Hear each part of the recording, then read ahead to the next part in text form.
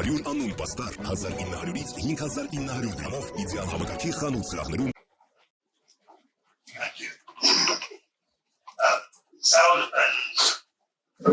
Self-defense versus aggression. Let's look at it this way. Aggression, without getting into a long explanation, would be the UN resolution ambassador, the ICC rules that you also copy that definition from UN resolution 5314. Right, XX 29 of 1974 defines what aggression is, but it's a long instrument, but we can boil it down to the idea of who strikes first, the nation that delivered the first armed blow, that is self-defense in a nutshell, and the nation that is defending herself against that first blow is engaged in self-defense. It's about using armed force first. It does, so that is aggression. Self-defense is recognized again in the international law. The UN Charter recognizes as Article 51 of the Charter of Nations have the right to individual and collective self-defense. But the UN Charter does not define self-defense. But self-defense has a definition in international law. There's a case called the Caroline case. Caroline case, okay, the 19th century case, incident between Canada, what is now Canada, and the US. And the case arose when Canada was still a colony of Great Britain. And some people started an insurrection in Canada, wanting to create a republic within Canada. And there was an island on the river, the Niagara River. And those folks would go to that island, so that was like their headquarters. From there, they were integrated into Canadian territory. I remember at the time, Canada was a colony of the UK, and then one night the British Navy seized, or rather raided the vessel that the rebels were using called the Caroline. So they set it ablaze and pushed it down the Niagara Falls. And in the process, some people died, including a very one or two American citizens who were in the boat. So that resulted in an incident between the UK and US at the time. And the question was, the UK, again, the overlords of Canada at the time, claimed that they had acted in self-defense in doing that. And the agreement was that when the debate settled, they gave the international law definition of self-defense in the sense that it is not up to you to conceive of self-defense the way you want it. Therefore, an act of self-defense we recognize as such. The threat has to be imminent, and there will be no moment of deliberation. So the only thing you have to do is react. So you don't have a long time to think about it. So for a state to now begin, so that gives us a definition of self-defense. There has to be imminent threat for which the person facing it has no moment of deliberation but act. So it doesn't allow you to now pick up any incident in relations to say, oh, this is a threat to me. Because of that, I'm going to engage in a war because I'm fighting a war of self-defense. So he doesn't want that. So there is a sharp definition of a constrained definition of self-defense. He doesn't allow states to define it the way they want. It's a long explanation to that question. I thought, since I'm a law professor now, so it's my job to do this. I'm not a law professor. I work in a practical courtroom where people are prosecuted, tried, frequently sentenced. That's where I come in, I guess, at the end where sentencing's happening or during the trial. So let me ask a question. The act of blockade, when Azerbaijan started blockading the 120,000 people of Artsakh in December, I looked it up. I did some research to understand what is this crime. I've never heard of a crime of blockade, but in essence, in criminal law, it's the equivalent of false imprisonment, right? The only time I came across blockade was during wars, where they would use it as a war technique or strategy to force people out of an area. But not blockading an entire nation, because they claim themselves to be a nation, a group of Armenians, and not allowing any movement. What is this crime?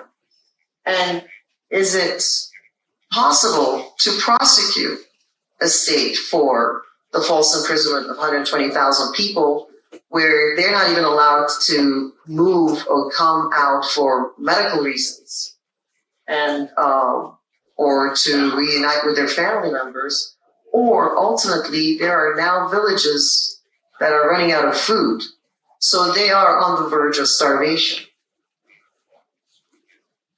Professor.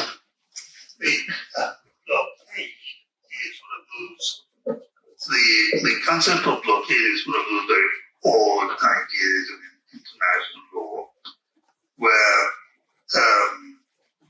curiously enough, international law recognizes the right of blockade. The debate, rather, would be the circumstances under which that is done. You don't just get up and starve people or, seal off the plates, as you say. But once there's a legitimate war being fought, international recognizes actually the right to blockade. So that is it's something we have to handle with care. Whether or not when I looked at it the first time myself, when I was studying in different capacity, it was confusing. Say, how can international law recognize that you can blockade another state to a war with? All that international law requires of you is that you can do so effectively and going, okay, it's bad enough to recognize this. But international law say, well, if you're going to do it effectively. And it's a complicated discussion. Yeah, there is such a thing as blockade, but the question is it legitimate blockade in the circumstances? That is where the debate will lie. Some of them will be legitimate, some will not be legitimate. It depends on the particular facts of the case. And on this one you're talking about, I cannot pronounce on it, but it is a feature of international law that we have to handle with serious, care, great God. I think we're breaking new ground in international law. Let's talk about Armenia becoming a member of the MCC. We're a nation that has undergone severe history, genocide, persecution, and it's a continuity of what is happening in Artsakh is a continuity of our history. Those that see us as the enemy are the same countries. And we are being blockaded for no other reason other than being of ethnic origin, being Armenian.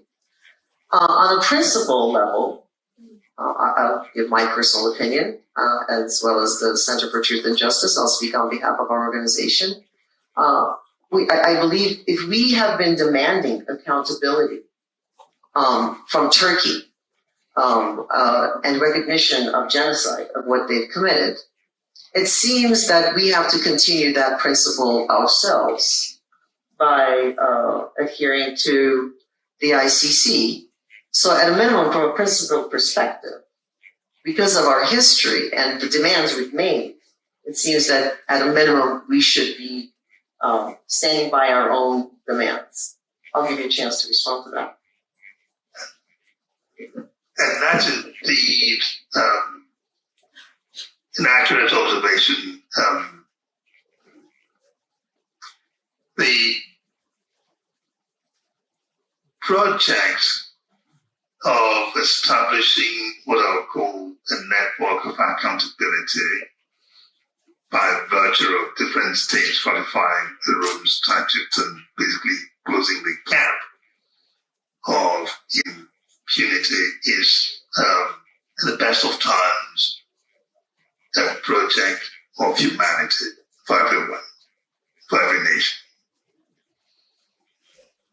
But then you also ask yourself, which is implied in your question, is it possible that there are some states for whom that project is more salient than most? And we will say there may be that question and an answer to it. And Armenia is a country that we know that whose plight, whose experience in international relations in history has resonated. For me, I was surprised when someone told me that Armenia was a country of 3 million people. I said, this is one country whose image, whose persona is much bigger than that. Right, about Armenia, what has happened to Armenia in history, and how it has struggled over time.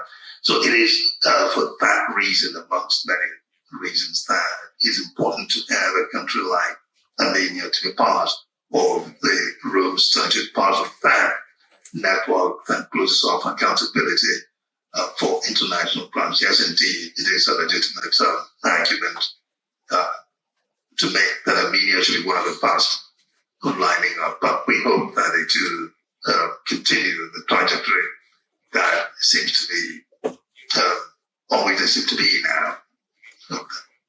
I guess my next question is, will you help them along? In every way that I can. In every way that I can, yes. That means we're going to invite you back. And I'll be happy to return.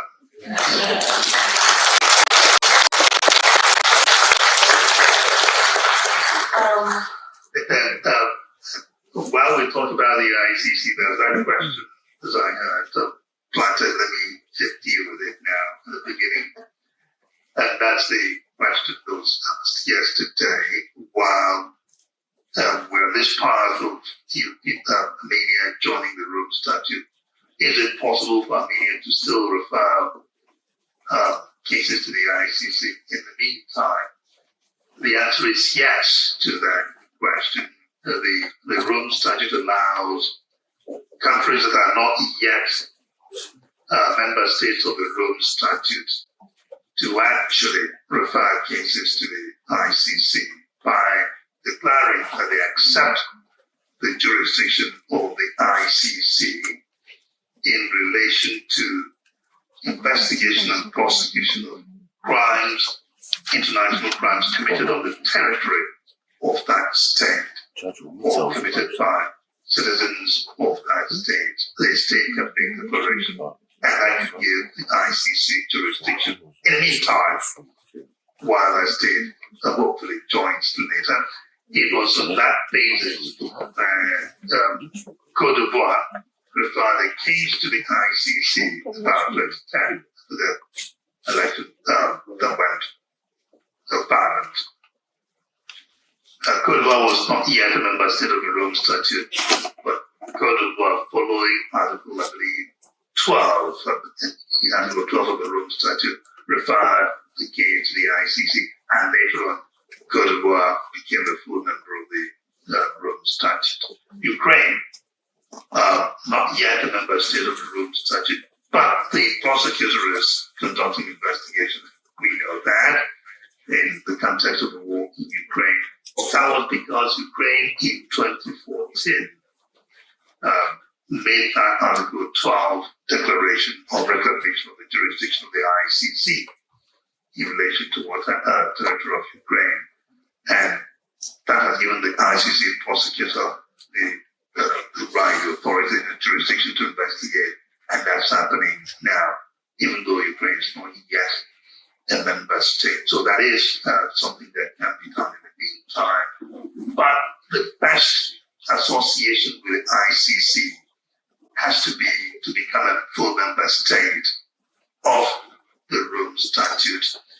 That comes with not only obligations of respecting the Rome Statute, which you already do when you make the Article 12 declaration, but being a member state also gives you rights within the system.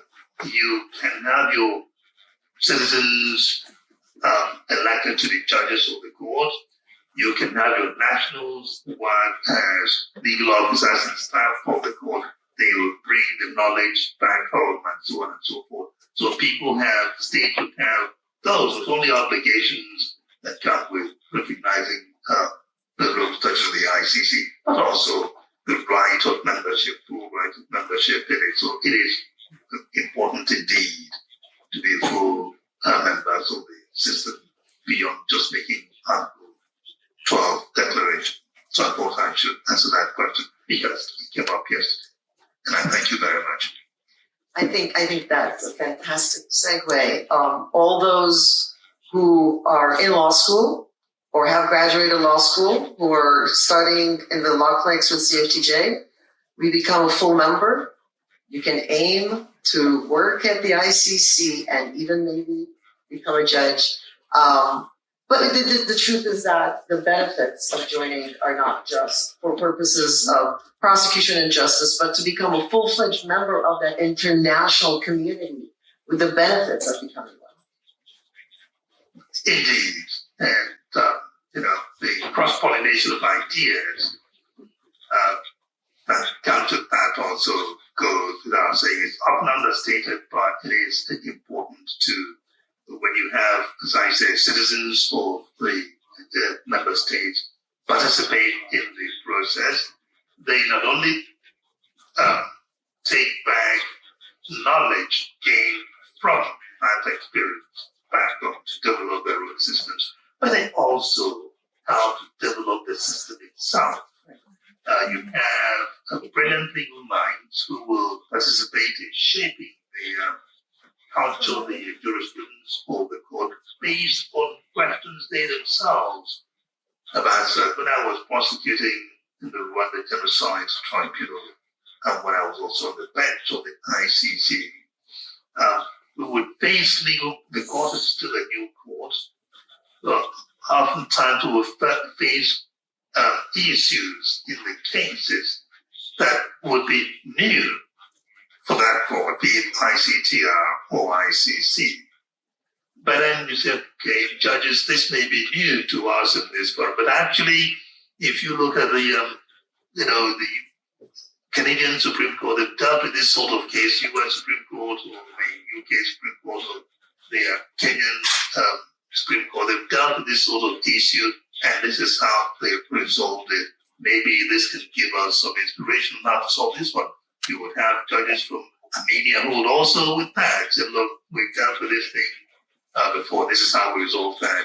So you can have, again, citizens of states help to develop the international justice system themselves with the knowledge they will bring to it from their participation. So it is important for all of us to take part in building that entity.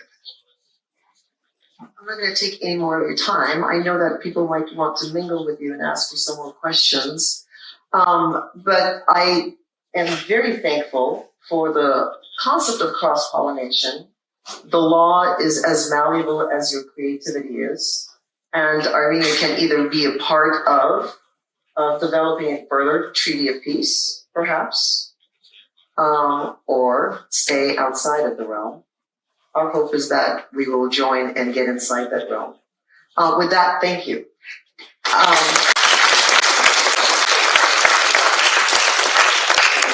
We have a few humble gifts for you by the Center for Truth and Justice. Nothing grand. What we'd like to do is pin you, sir. I